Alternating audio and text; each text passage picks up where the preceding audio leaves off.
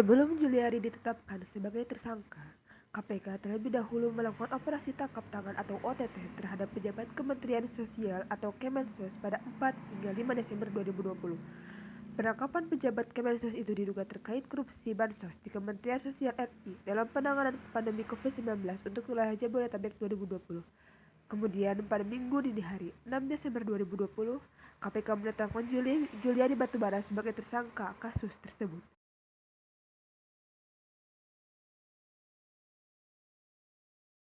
Ketua KPK Firly Bahuri mengatakan pejabat pembuat komitmen atau PPK dalam program bansos di Kemensos diduga telah menerima hadiah dari para vendor pengadaan barang dan jasa pemerintah atau PBJ bansos di Kemensos dalam penanganan pandemi COVID-19. Itu kita dalami tentang proses pengadaannya. Tetapi perlu diingat bahwa yang kita sampaikan hari ini adalah salah satu klaster dari tindak pidana korupsi, yaitu penerimaan hadiah atau janji oleh penyelenggara negara.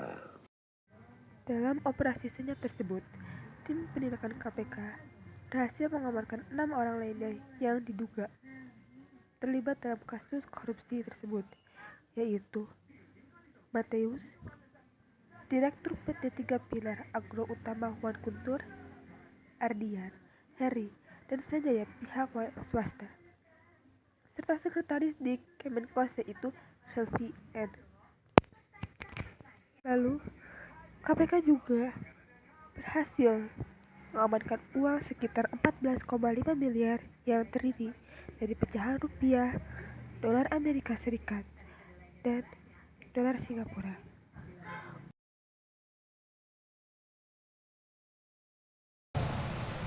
Yang pertama sebagai pemberi yaitu sebagai penerima yaitu saudara JPB, 2 saudara MJS, dan 3 adalah saudara AW. Sementara sebagai pemberi adalah AIM dan HS. Yang membuat publik menjadi marah adalah bahkan setelah terbukti bersalah, mantan Mensos Juliari Batubara justru meminta majelis hakim untuk membebaskannya dari semua dakwaan korupsi bansos COVID-19. Dia mengatakan putusan majelis hakim dapat membebaskan dirinya dan keluarganya dari penderitaan.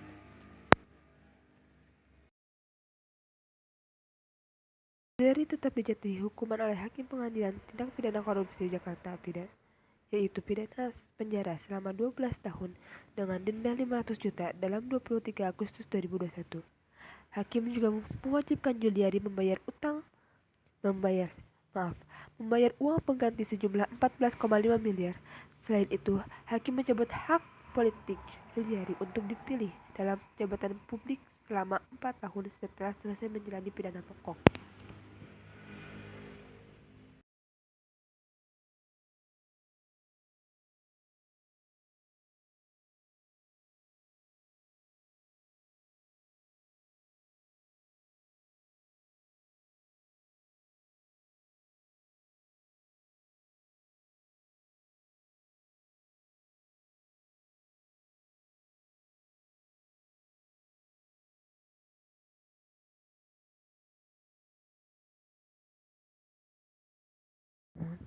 Saat membacakan putusan, Hakim menyebut hukuman yang diterima Juliari Batubara dapat diringankan.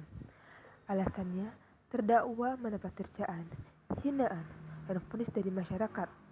Padahal menurut Hakim anggota Majelis Hukum Yusuf Prawono, saat itu Juliari masih menjalani proses hukum yang belum tentu bersalah dan belum ada hukuman yang tetap. Peneliti